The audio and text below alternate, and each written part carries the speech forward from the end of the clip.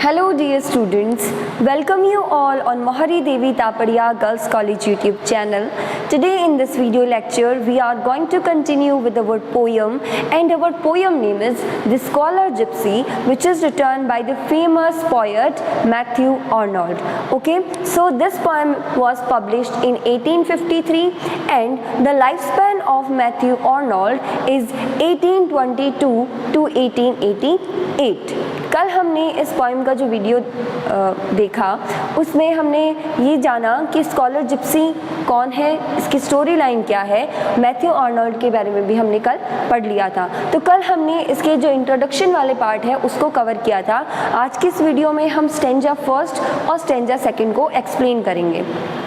Okay students, सो ये जो poem है वो टोटल 250 लाइंस की है, यानी काफ़ी बड़ी पोएम है। खूब सारे पार्ट्स बनेंगे इस पर। कोशिश करूँगी कि मैं कम से कम पार्ट्स में आपको इसे कवर करवा दूँ। तो 250 लाइंस है, काफ़ी बड़ी पोएम है लेकिन बहुत ही इंटरेस्टिंग पोएम है। तो स्कॉलर जिप्सी की मैंने कल आपको स्टोरी लाइन बताई थी, और जो ये स्कॉलर जिप्सी है इसमें किसकी बात की जाती है? इस पोएम में एक स्टूडेंट की बात की जाती है जिसने अपनी पढ़ाई छोड़ दी है, यानी ऑक्सफोर्ड यूनिवर्सिटी का एक स्टूडेंट है।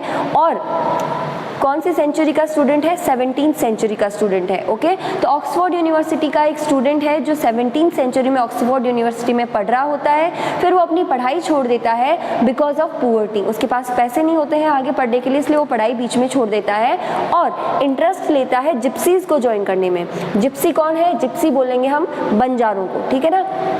जो बंजारे हैं, जो घुमक्कड़ होते हैं, जो घूम घूम कर अपना जीवन व्यतीत करते हैं, तो उसे इंटरेस्ट होता है उनकी लाइफ में, इसलिए वो जिप्सीज को ज्वाइन कर लेता है।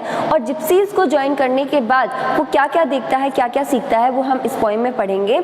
और ये जो पोएम है द स्कॉलर जिप्सी, इसको लिखने का आइडिया जो मैथ्यू आर्नोल्ड का आया था, कल भी हमने डिस्कस किया था, आज फिर से हम रिवाइज कर रहे हैं ताकि कुछ चीज़ें हमारे माइंड में रहें। तो ये जो मैथ्यू आर्नोल्ड है, इन्होंने ये आइडिया लिया था ग्लेवेंस की एक बुक है, उसमें से इन्होंने ये जो कैरेक्टर है स्टूडेंट का वहाँ से उठाया था। ग्लेवेंस ने एक बुक लिखी थी, बुक का नाम है वैनिटी ऑफ डॉगमेटाइजिंग, है ना। वैनिटी ऑफ डॉगमेटाइजिंग नाम की ग्लेवेन की बुक में एक स्टूडेंट को दर्शाया गया है। उसमें एक स्टोरी बताई गई है स्टूडेंट की जो 17th सेंचुरी में ऑक्सफोर्ड को छोड़ के जिप्सीज को ज्वाइन कर लेता है। तो उसी पर मैथ्यू आर्नोल्ड ने ये पोएम लिखी है। तो चलिए अब हम जो ये अपनी एलेजी है, ये पोएम एक एलेजी है, मैंने कल आपको बताया था। एलेजी किस टाइप की? Pastoral elegy. पेस्टोरल एलेजी में शेफर्ड और जो रूरल सीनरी है वो दिखाई जाती है। तो हमें इसमें यही सब देखने को मिलेगा। तो चलिए अब हम स्टेंजा नंबर फर्स्ट से शुरू कर देते हैं। आज की इस वीडियो में हम स्टेंजा फर्स्ट और स्टेंजा सेकंड को एक्सप्लेन करते हैं। Go for the call you, shepherd, from the hill. So here the speaker tells to the shepherd. Okay, तो यहाँ पे जो स्पीकर है वो शेफर्ड को बोल रहा है। क्या बोल रहा है? Go for the call you. जाओ शेफर्ड, वो तुम्हें बुला रही हैं। कौन बुला रही है? From the hill. कहाँ से बुला रही है? हिल से बुला रही है। तो तुम जाओ शेफर्ड, go शेफर्ड, फिर से बोल रहा है जाओ shepherd, and untie the wattled coats. Wattle cotes मतलब उन्हें खोल दो। यहाँ पे शीप्स की बात की जा रही है। जो भेड़े हैं वो किसी हिल पर किसी पेन में बंद है। पेन आप समझ रहे हैं, कोई बाड़ा, ठीक है, उसके अंदर बंद है और उन्हें बांधा गया है वहाँ पे। तो वो शेफर्ड को बोल रहा है कि जाओ, वो हिल्स पे आवाज़ लगा रही है, वो मिमिया रही होगी, तो उसे बोल रहा है कि वो आवाज़ लगा रही है और उन्हें खोल के आओ। No longer leave thy wistful flock unfed, यानी कि उन्हें ज़्यादा अकेली मत छोड़ो। बहुत देर हो गई है उनको, तो अब तुम उन्हें खोल दो और उन्हें ज़्यादा अकेली मत छोड़ो, ठीक है। Nor let thy bawling fellows wreck their throats, और उन्हें क्या करने दो? नॉर लेट दाई, यानी बॉलिंग, बॉलिंग मीन्स उनकी जो आवाज़ है उसकी बात की जा रही है। तो वो तुम्हें कब से आवाज़ लगा रही है? रैक दियर थ्रोट्स, तो उनके जो गले हैं उनमें दर्द होने लग गया होगा। वो कब से चीख रही है, कब से बोल रही है कि उन्हें खोल दो। तो जाओ शेफर्ड, तुम उन्हें खोल दो, उन्हें आज़ाद कर दो, उस बाड़े में खोल दो, ठीक है। Nor the cropped grass shoot another head, और क्यों खोलने को बोल रहा है? ताकि जो क्रॉप है उस पर और हेड ना आ जाए। और हेड का मतलब है जो घास है वो ज़्यादा बड़ी नहीं हो जाए, तो तुम उन्हें खोल दो तो घास को वो चढ़ लेंगी, है ना, घास को खा लेंगी। तो घास को खाते रहते हैं मवेशी, तो घास ज़्यादा बड़ी नहीं होती है, साफ रहता है ग्राउंड। तो nor the cropped grass shoot another head, यानी ग्रास जो है वो और बड़ी ना हो जाए, इसके लिए तुम उसे खोल दो, उन्हें खोल दो। But when the fields are still, लेकिन जब खेत जो है वो स्टिल होंगे यानी कि शांत होंगे, यानी वहाँ पे जब कोई नहीं होगा, and the tired man and dogs all gone to rest, और उस समय क्या होगा, जो थके हुए जो आदमी या इंसान वहाँ पे जो काम कर रहे हैं वो, और उनके जो कुत्ते होंगे साथ में, वो कहाँ चले गए होंगे, घर को चले गए होंगे अपने, यानी काम करके जो खेत खलिहान वाले लोग हैं वो अपने घर जा चुके हैं, और अब उन्हें भूख लग गई है। तो तुम जाओ, वो तुम्हें आवाज़ लगा रही है, कब से आवाज़ लगा रही है शेफर्ड, तुम जाओ और उन्हें जाके खोल दो। And only the white ship are sometimes seen, यानी इतना बड़ा एरिया है उस हिल का, उस हिल में सब लोग जा चुके हैं, बस वो बेचारी शिप सी उधर है, तो वही उधर दिखाई दे रही है। ओनली द वाइट शिप, यानी जो वाइट शिप्स है वही उधर दिखाई दे रही हैं उन हिल्स पे, और तो सब अपने अपने घर जा चुके हैं, तो उनको भी बेचारियों को भूख लग गई है, उनको जाके खोल दो।